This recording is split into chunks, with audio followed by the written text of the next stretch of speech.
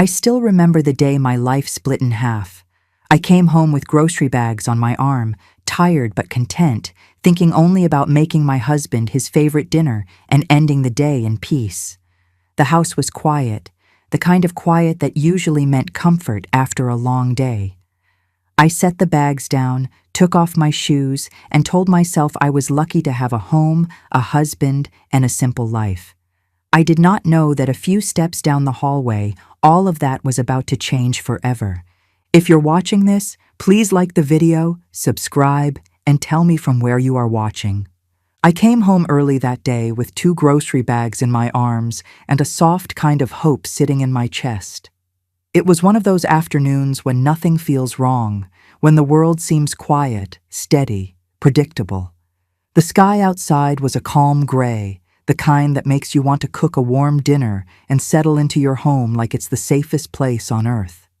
I pushed the front door open with my shoulder, balancing the bags awkwardly, and I remember thinking how nice it felt to come home early for once. I had picked up everything my husband liked, his favorite noodles, the sauce he always asked for, the garlic bread he said only tasted right when I toasted it just a little too long. I even stopped by the bakery and got him his favorite dessert. Nothing about that moment felt suspicious. Nothing about it hinted at betrayal. I was just a wife coming home with groceries, humming softly to myself as I stepped inside. The house was quiet, the kind of quiet you don't question because it feels normal. I kicked off my shoes and set the bags down on the counter, still feeling that small warmth of wanting to do something kind for the man I loved. I washed my hands, dried them on the same kitchen towel I'd used that morning, and looked around the space that had felt like my whole life for so many years. There was nothing unusual, no signs, no warnings. Even the air felt the same, carrying the faint smell of the candle I'd blown out before leaving. I started putting away the groceries, not rushing, not looking over my shoulder, not imagining for a second that something was waiting for me upstairs. My mind was on dinner, on my marriage, on how we used to laugh in the kitchen while I cooked. I felt like I was doing something good, something loving, something that meant I still believed in our home. When I finished unpacking, I grabbed the little bakery box and held it in both hands. I remember smiling, picturing the way his eyes used to light up when I brought home his favorite dessert. That memory alone should have been enough to warn me. Love had changed, but I hadn't noticed. Love had been thinning out like old paint on a wall, peeling quietly while I kept pretending everything looked the same. I walked down the hallway slowly, taking my time because I thought the evening was mine to shape. I didn't rush because I didn't think I needed to. Life didn't feel like something urgent. It felt like something soft, something I could trust. As I passed the living room, I noticed something small. His work jacket wasn't hanging on the chair where he always left it. That tiny detail made me pause, but I brushed the thought aside quickly. Maybe he hung it in the closet for once. Maybe he was in the shower. Maybe he stepped out for a moment. You don't jump to conclusions when you trust someone. You make excuses because it feels safer than facing the truth. I kept walking, thinking about dinner, thinking about the quiet night I planned for the 2 of us, thinking about how nice it would be to sit together without any noise from the outside world. I wanted peace. I wanted simplicity. I wanted closeness. I didn't know that closeness had already been broken long before that day. When I reached the end of the hallway, everything still looked the same. The framed photos on the wall, weddings, birthdays, trips, stared back at me with a kind of innocence I now know was false. My heart felt calm, steady, unaware. I thought my biggest concern that evening would be whether the pasta sauce needed more seasoning. I thought the door I was about to reach would open the same way it always did. I thought I was simply walking toward my own bedroom. I didn't know I was walking toward the truth. I didn't know the next 60 seconds would change the way I saw my marriage, my husband, my home, and even myself. There is something painful about remembering how peaceful I felt before everything shattered. That calmness feels like a lie now, but at the time, it felt so normal. I wasn't suspicious. I wasn't angry. I wasn't looking for signs. I was just a woman carrying a dessert box and moving toward the room she thought belonged to her. And it was that innocence, my belief in us, my trust in him, that made the moment hit even harder. Because betrayal hurts most when it comes from someone you never prepared yourself to doubt. I reached for the bedroom door with the same hand that had carried groceries and gifts for him all afternoon. I wasn't ready for the sound I was about to hear. I wasn't ready for the panic in his voice. I wasn't ready for the truth that would hit me harder than any locked door ever could. I took 2 slow steps toward the bedroom, still holding that little bakery box, still thinking my husband would smile when he saw it. But as I got closer, the air felt different. He always left the bedroom door slightly open, always. Not once in all our years together had he shut it completely during the day, let alone locked it. But now, as I stood there, the door was sealed tight. The handle glinted under the hallway light, and something inside me tensed. Not enough to panic yet, but enough to pause. Then I heard it, a sound no married woman should ever hear coming from her own bedroom. A soft moan, faint, but unmistakable. I froze like someone had turned off all the muscles in my body. My mind tried to protect me, tried to explain it away. Maybe he was watching something on TV. Maybe he was stretching or hurt. Maybe the window was open and some sound from outside drifted in. But the worst explanations rise faster than the innocent ones when the heart senses danger. I put the dessert box on the floor without even realizing it. My ears sharpened, listening harder. Another sound followed, a low, breathy exhale, slow, controlled, not casual, not normal, not innocent. My stomach flipped. I took a shaky breath, stepped closer, and pressed my palm against the cold wood of the door. There was movement inside, quick rustling, the sound of something being dragged or shifted. Sheets maybe, clothes maybe, or someone moving too fast for comfort. I whispered, "Are you okay?" But the door swallowed my voice. As I leaned closer, another noise reached me. A whisper, not mine, not my husband's usual tone either. It was hushed and frantic, like someone trying to hide. My chest tightened. I touched the doorknob, expecting it to turn like always, but it didn't. It stopped halfway, locked firm, refusing to move even an inch more. That click inside the lock was louder in my ears than any scream. Why would he lock the door? Why today? Why now when I came home early? Then it happened. He spoke. "Wait!" he yelled, voice cracking like someone trapped. "Just give me 1 second." 1 second. 1 second for what? To fix what? To hide who? To cover which truth? His tone was not confused or casual. It wasn't sleepy. It wasn't annoyed. It was terrified. And not the kind of fear you feel when you drop a glass or burn your hand on the stove. This was the fear of someone caught doing something they never expected to be seen doing. Something inside me started breaking, slow at first, like a hairline crack in a mirror, spreading silently under the surface. My heart pounded so hard it made my fingers shake. The hallway suddenly felt foreign, like I was standing in someone else's home, not my own. The sound of my breathing grew louder, too loud, mixing with the moans slipping under the door. I knocked, once, twice, harder each time. "Open the door!" No answer. I heard him moving around inside, frantic, tripping on something, muttering under his breath. Then a deeper sound reached me, another voice, a voice that did not belong to me, a voice that did not belong to my husband, a voice that should never have been inside my bedroom.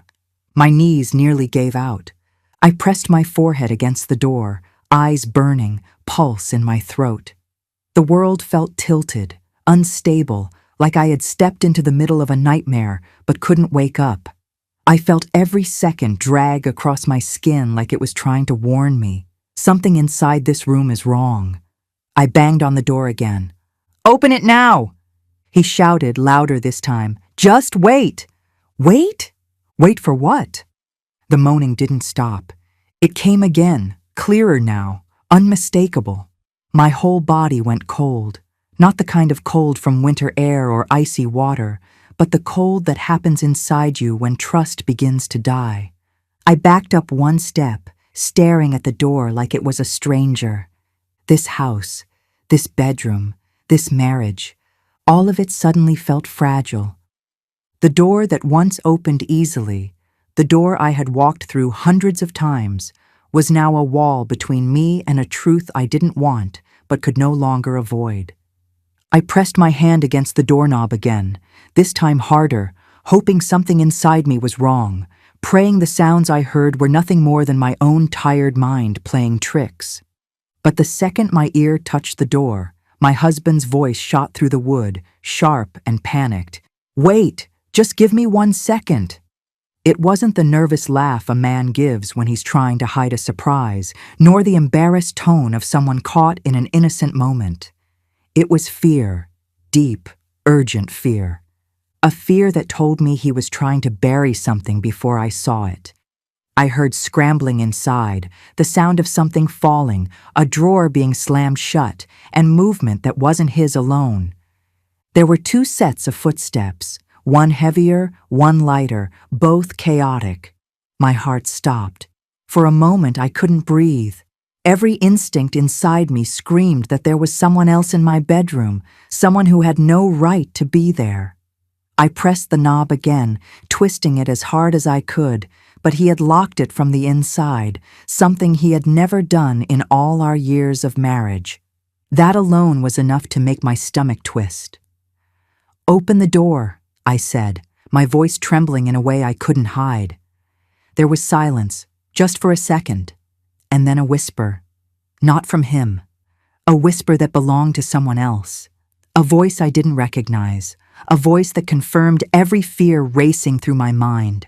I felt my knees weaken, but I held onto the wall and forced myself not to collapse. Every memory of the past months flashed in my mind.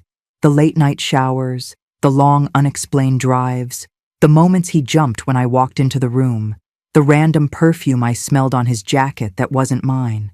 I ignored those signs because I loved him, because I trusted him, because I believed that after decades of marriage, we were too old, too stable, too bonded for betrayal. But hearing another voice in my bedroom made me feel like the biggest fool alive. My hand shook as I grabbed the door handle again, twisting it so hard the metal dug into my palm. "Just 1 second!" he yelled again, frantic, scared, struggling to control whatever was happening inside that room. And in that moment, between his panic, the whispers, and the locked door, I felt something inside me shift. The woman who trusted him died right there in that hallway. In her place stood someone who wanted the truth more than she feared the pain.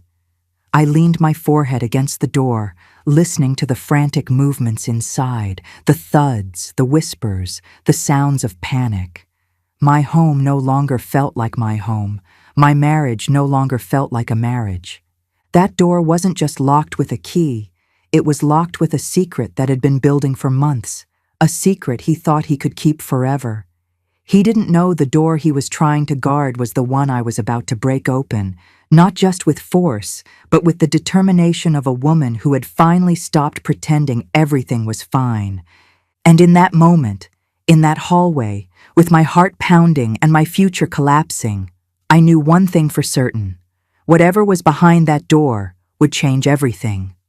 As I stood there gripping the cold doorknob, the sounds behind that locked bedroom door echoing through my bones, my mind drifted back through the last few months, slowly, painfully, like peeling away old wallpaper only to find mold underneath. I thought back to the first sign I ignored, the night he came home smelling of a woman's perfume. Not mine. Something younger, sweeter, a scent that didn't come from our home or any routine I knew.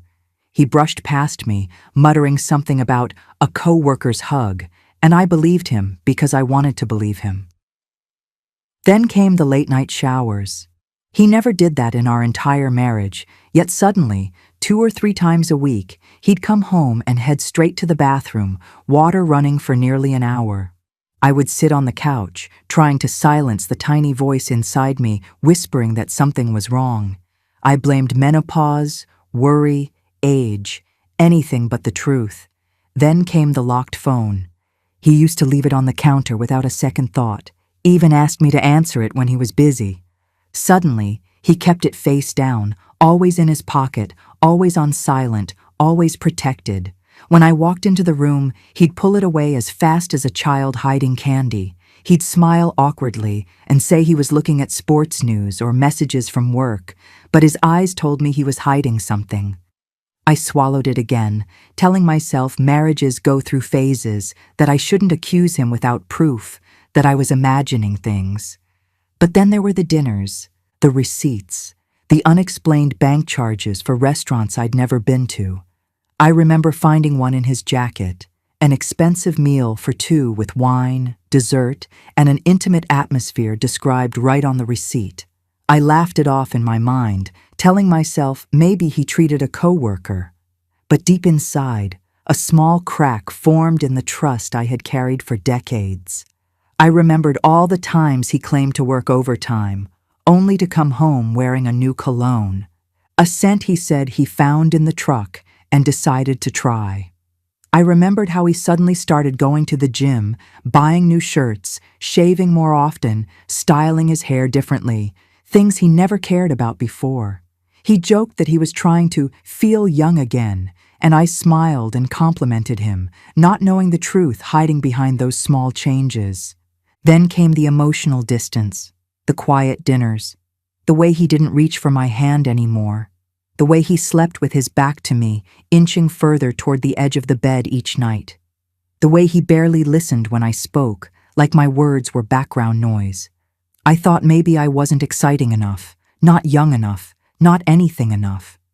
I blamed myself, because that's what women my age are conditioned to do after decades of keeping families together through storms, disappointments, and sacrifice. I kept reminding myself that he had loved me deeply once. I remembered our early years, the laughter, the passionate fights that ended in hugs, the small traditions we built together, the quiet holidays, the shared dreams, and even the moments of deep grief we survived side by side. I held on to those memories as proof that we were solid, that nothing could come between us, that loyalty meant something, that history meant something.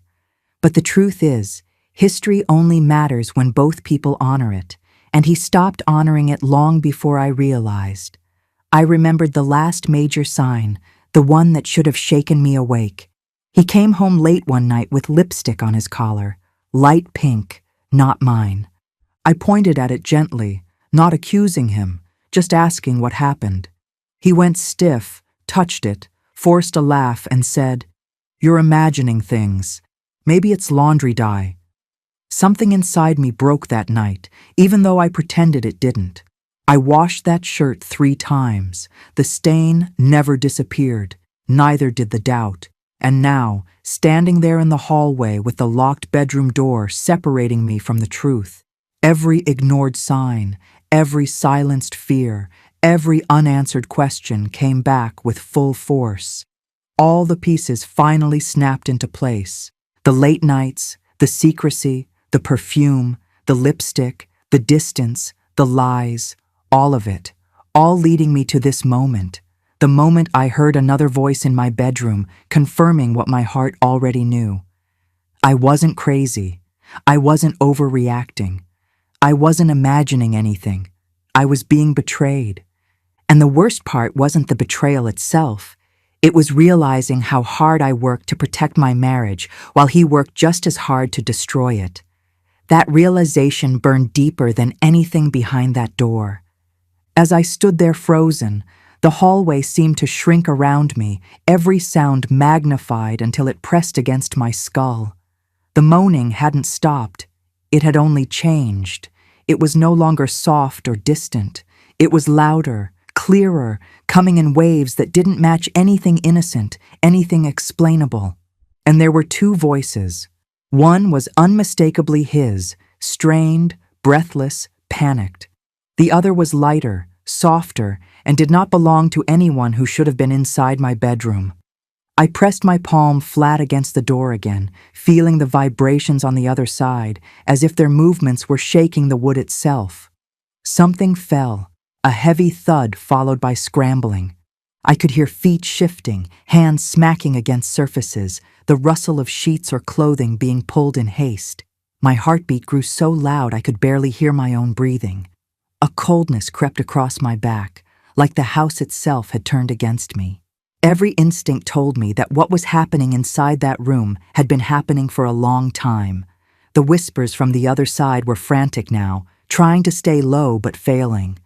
I stepped closer, placing my ear to the door, and for a split second I heard them say something that stabbed me so fast I stumbled backward. A woman's voice whispering, "Hurry, she's home." The world tilted. My stomach twisted so violently I had to grip the wall to steady myself. All the signs, all the late nights, the secretive behavior, the sudden coldness, it was all building to this single moment. A moment where the truth finally stopped hiding. My hands shook uncontrollably as I listened to them fumble around the room. He muttered curses under his breath, trying to compose himself, and then I heard something that made my throat close up, the unmistakable snap of a belt buckle being fastened. My breath caught. The moaning shifted into whispers. The whispers shifted into silence, and the silence became the loudest, cruelest confirmation of all. He wasn't alone. He wasn't innocent. He wasn't the man I thought he was. The pain hit me in a way I cannot fully explain, not like a sharp stab, but like a slow, crushing weight on my chest, squeezing the air out of me. I swallowed hard, trying not to cry, trying not to shake so violently that my knees would give out. I felt my throat burn, and yet no sound came out. I wasn't ready to scream. I wasn't ready to confront him with words. I wasn't even ready to hear the truth spoken aloud. But I knew one thing. That door, the door he locked, the door he tried to guard, the door behind which he betrayed our life, was not going to stay closed much longer. My hand slid down the wood slowly, my fingers trembling, my breath uneven. I whispered to myself under my breath, trying to calm the rising storm inside me. "You deserve to know." And I did. I deserved answers. I deserved the truth. I deserved to see what he had been hiding. My fear slowly turned into something else, something cold, steady, and stronger than the shaking in my bones. Determination. The kind that fills a woman when she has cried all the tears she can cry. The sounds behind the door had quieted, replaced with strained breathing and whispered instructions. They thought they could hide. They thought I would walk away. They thought I would choose denial over reality. But they didn't know that something inside me had already changed. The woman who came home with groceries was gone. The woman who still believed her marriage was whole was gone. The woman standing in front of that door was ready to shatter every lie, even if the truth burned on the other side. And with each passing second, my suspicion didn't just rise, it solidified into certainty. He wasn't fixing something. He wasn't getting dressed. He wasn't trying to surprise me. He was trying to bury a betrayal he had been nurturing for months, and I wasn't going to let him. Not tonight. Not ever again. I stood there with my palm flat against the door, feeling every vibration from inside the room. My husband's voice came through again, trembling, cracking in places he was trying to hide. "Stop. Just stop." Hearing him say that didn't bring comfort. It didn't sound like love or worry. It sounded like fear, the kind of fear a person has when the truth is about to spill out whether they like it or not. My chest tightened as I listened to him shuffle closer, not to let me in, but to brace himself against the door so I couldn't open it. For a moment, I couldn't speak. My throat burned, and my heart felt like it was being squeezed by something invisible. All I could think about were the memories, the years we spent together, the trust I gave him freely, the quiet mornings, the soft nights, the promises whispered over decades. And all of it felt like it was collapsing around me, crushed by the weight of the whispers and movements I'd heard just seconds earlier. I pushed all that pain down and forced out a single sentence. "Open the door." The silence that followed wasn't normal silence. It was heavy, thick, the kind that settles when someone is deciding whether to lie again or finally face the consequences. I heard the faint sound of another person moving behind him, trying to stay quiet, but not quiet enough. That tiny sound stabbed through me, sharp and merciless. Every fear I'd tried to ignore for months suddenly stood in front of me, undeniable. His voice returned, shaking at the edges. "Please, just give me time." Time. That word made something inside me snap. Time was all I had ever given him. Time to be honest, time to fix things, time to come to me if something was wrong. I gave him decades of time, and now he wanted more time for what? To hide? To rearrange evidence? To help the person behind him escape out a window? My tears dried before they even formed. Something colder, stronger replaced them. I lifted my head and said clearly, "Who is in there with you?" The reaction on the other side of the door was immediate, a sharp gasp, the kind people make when the truth finally corners them.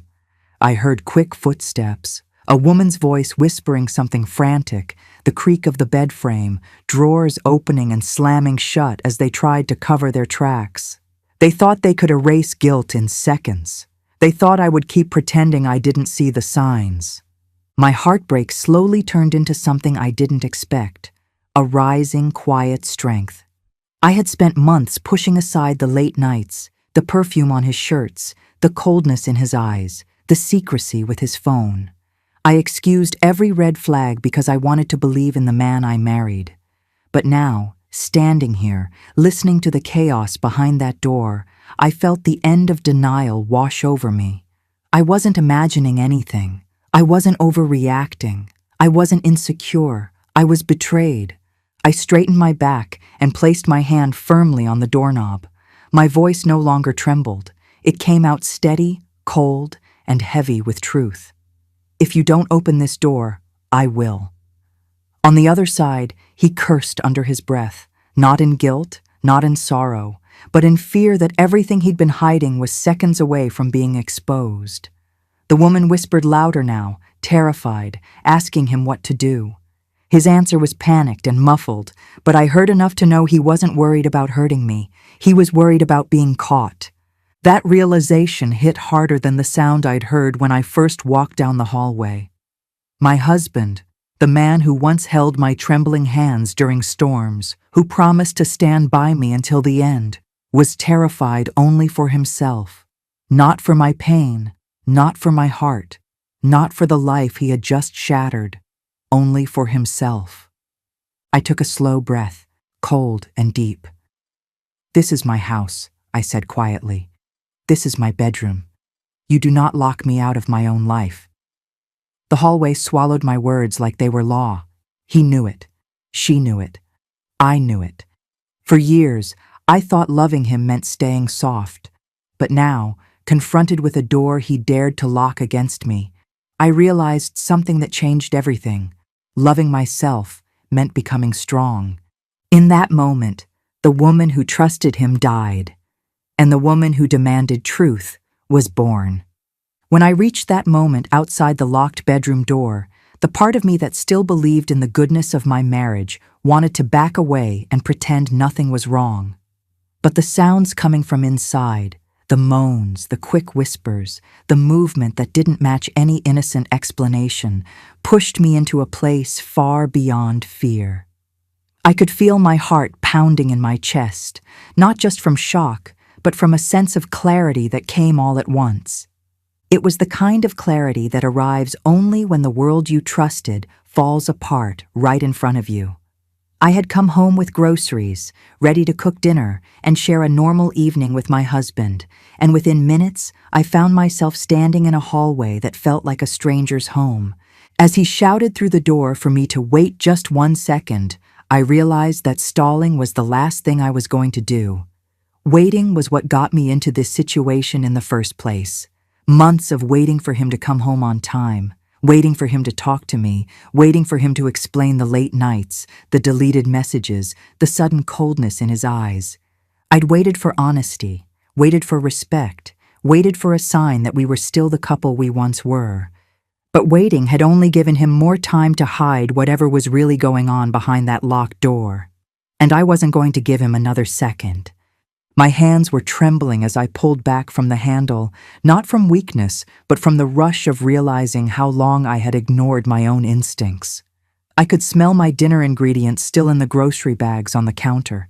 I could picture the little plans I had made for a quiet night. And at the same time, I could feel the heat rising in my chest, the anger breaking through the shock. This was my home, my room, my marriage. There was no reason on earth I should be locked out of anything in my own house. The more I stood there, the more the betrayal pressed into my lungs like a heavy weight. I felt myself straightening, focusing, grounding my balance the way people do when they know a line has been crossed and there is no going back.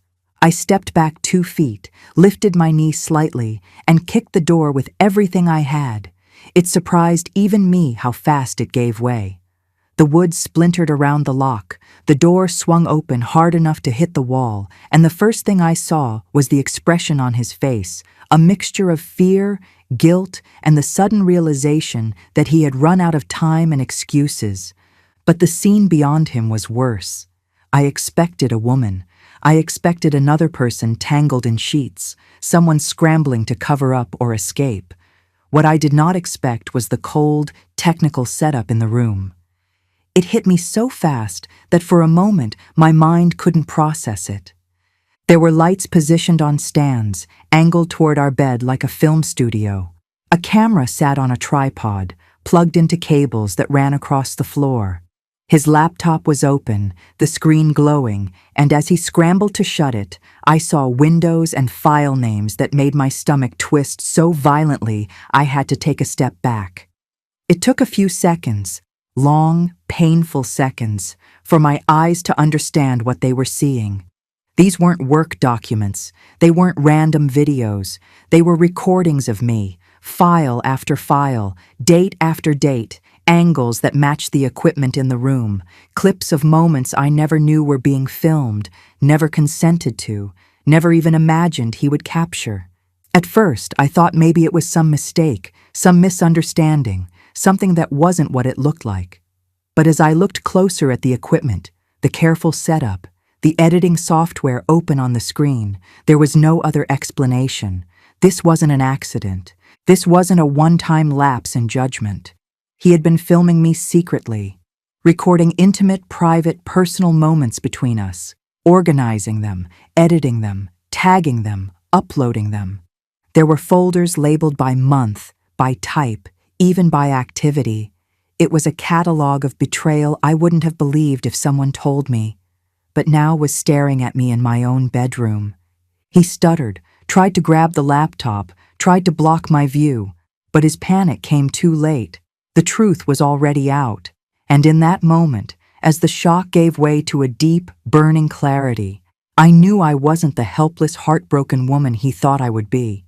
Kicking open that door didn't just show me what he had been doing. It woke something in me, a strength I didn't know I still had.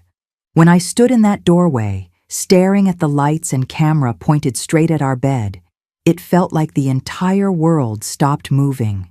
For a moment, everything was silent in a way that didn't feel natural, the kind of silence that only happens when you finally see the truth that had been hiding in plain sight.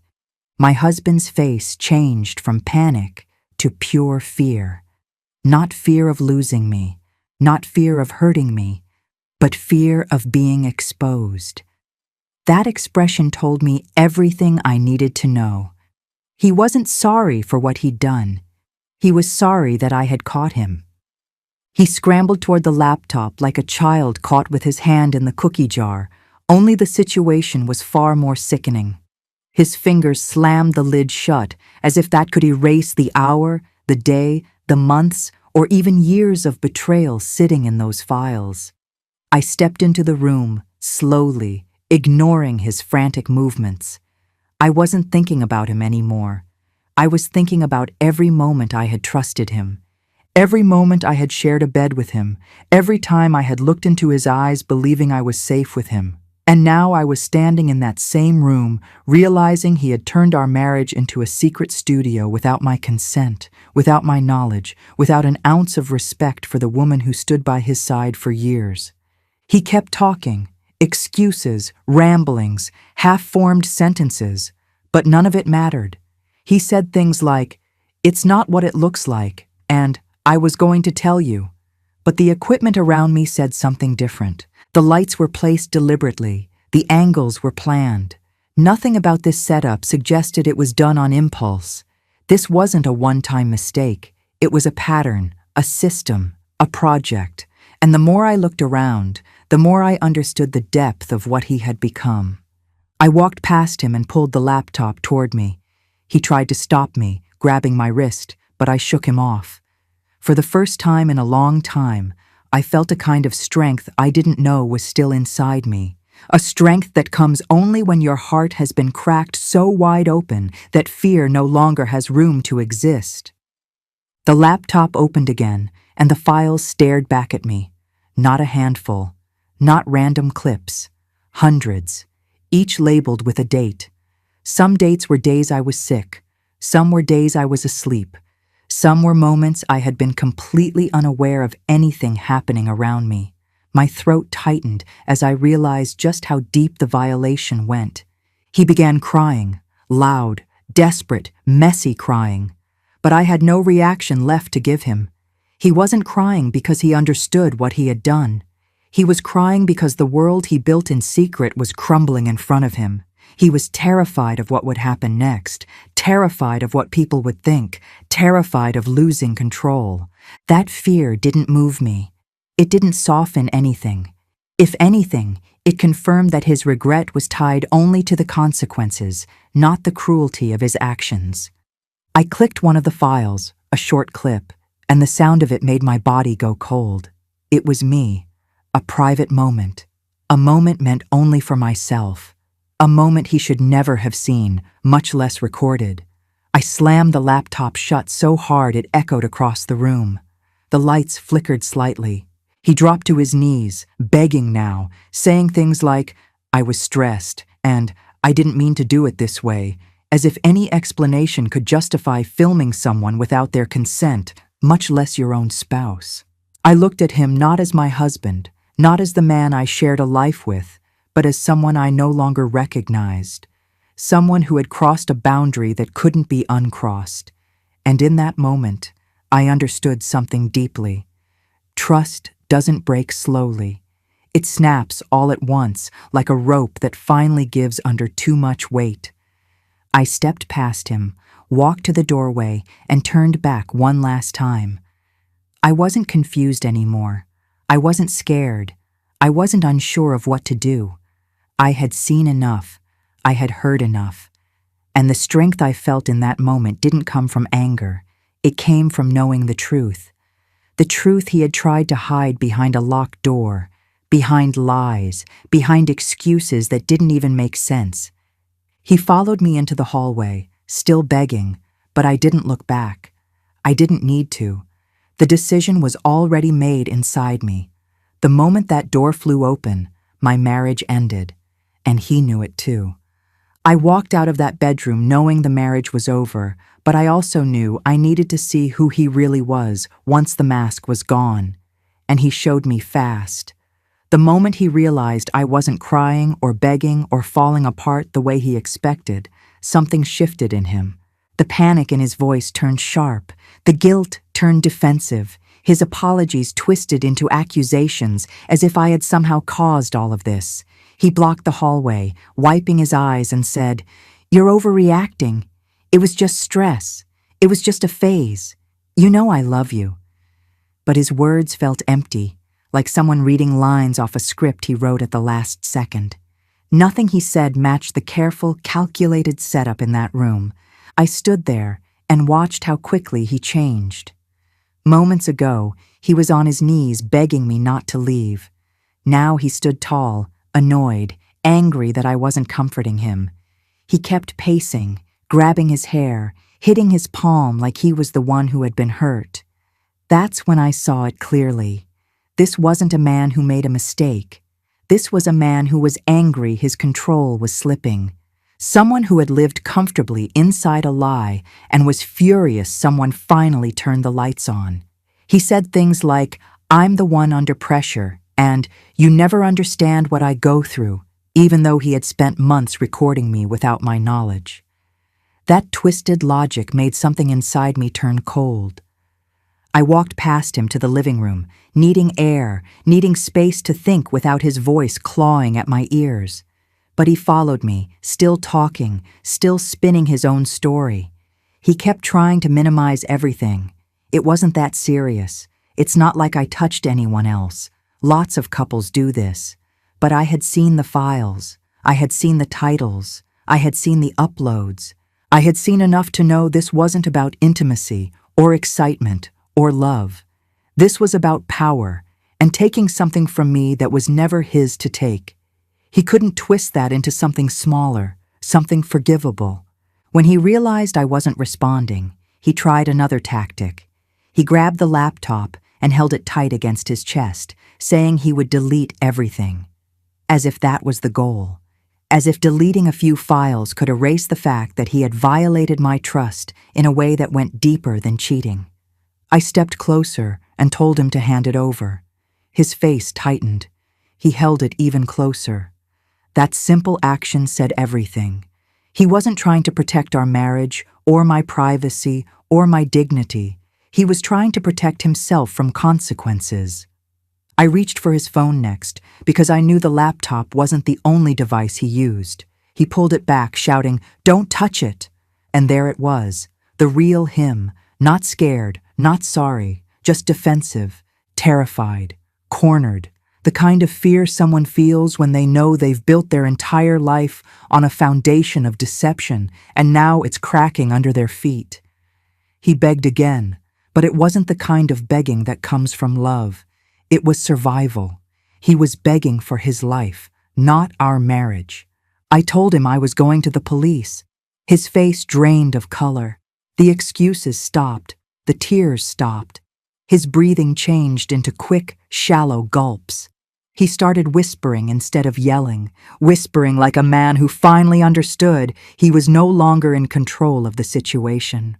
He followed me to the door, pleading, saying things like, "Think about what this will do to my job," and "You'll ruin everything." And in that moment, he admitted the truth without saying it directly. He wasn't worried about me.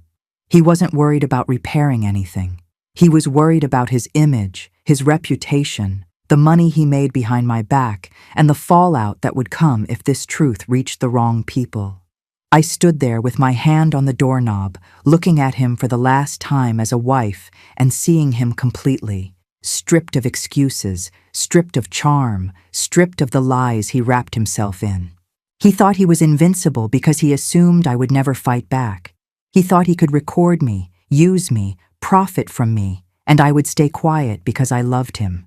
But love doesn't survive in the dark. Love doesn't survive secrecy, and love doesn't survive betrayal this deep. As I opened the door, he whispered, "Please, don't ruin my life." And those were the truest words he spoke all night, because he finally understood that he wasn't losing a wife. He was losing the person who protected him, forgave him, believed in him, and shielded him from becoming exactly what he had become. I didn't ruin his life. He ruined it long before I kicked that door open. And for the first time in years, I stepped outside not as his wife, but as myself. I walked away from that house with nothing but my car keys, my purse, and a heart that felt like someone had driven a knife through it. But as soon as the night air hit my face, something shifted inside me. It wasn't freedom yet. It wasn't relief. It was something quieter, a small, steady voice inside me saying, "You survived this." That was the first moment in a long time that I felt like I was waking up. I drove to my sister's place that night, and the second she opened the door and saw my face, She pulled me into her arms without asking a single question. For the first time in hours, I let myself cry. Not because I wanted him back, not because I was heartbroken over losing a marriage, but because I finally understood how long I had been shrinking myself to fit inside a lie. The next morning, I made the calls I needed to make. I filed a report. I met with officers. I handed over everything I found: the laptop, the drives, the recordings, the folders he thought were hidden. I walked into those offices shaking, but I walked out standing straighter than I had in years. Not because the process was easy, but because telling the truth felt like pulling out a thorn I had been living with for too long. Every person who listened to my story looked at me with real sympathy, real concern, real respect. The things I hadn't felt from my own husband in months. That alone reminded me that what happened wasn't my shame. It was his. Over the next weeks, I stayed with family while lawyers handled the case. I blocked his number. I blocked his emails. I cut off every path he used to twist himself back into my life. And as the days went by, I realized something unexpected. I wasn't lonely. I wasn't desperate. I wasn't empty. I felt lighter. I cooked again. I slept full nights for the first time in months. I went outside without worrying about what mood I'd walk back into. I took long drives with the windows down, letting the wind carry away pieces of pain I didn't even know were stuck to me. My husband tried reaching out through friends. He told them he was heartbroken, that he made a mistake, that he was trying to work on himself. But none of those messages landed, because the truth was clear. He didn't miss me. He missed control. He didn't miss our life. He missed the shield I provided. He didn't miss our marriage. He missed the safety of knowing I would never expose him. Losing me wasn't his tragedy. Losing his access to me was. And once I understood that clearly, the guilt disappeared. The doubt disappeared. The urge to forgive disappeared. When the investigation advanced, people around him learned the truth, not because I announced it, not because I wanted revenge, but because many forms of justice require daylight. And in that daylight, the man who once acted like he was untouchable was suddenly very small. He tried blaming stress, trauma, addiction, loneliness, everything except the choices he made. But consequences have a way of arriving even when denial stands in the doorway. And finally, I stopped thinking of those consequences as harsh. They were simply fair. Months later, I signed the final divorce papers in a quiet office with soft music playing in the background. I walked out into the parking lot, looked up at the sky, and felt something I hadn't felt in a long time. Peace. Not excitement, not joy, just calm, steady peace, and that was enough. I moved into a small place near my sister's home. I bought new curtains, new dishes, new sheets, small things that felt like symbols of a life I was rebuilding from the ground up. I joined a women's support group. I started knitting again. I made dinner for myself without feeling watched. I laughed without checking who was listening. One night, sitting on my new couch with tea in my hands, I realized the biggest truth of all. I didn't lose a marriage that night. I escaped one. I didn't lose someone who loved me. I confronted someone who was using me, and I didn't lose myself. I found the parts of me he spent years trying to dim. So when I tell this story, it's not to scare women. It's not to make them bitter. It's to remind them that intuition whispers before betrayal screams. And when that moment comes, when you hear the truth through a door you never expected to open, you have every right to walk away with your dignity untouched. In the end, kicking that door open didn't break my life. It gave me back the life I thought I lost.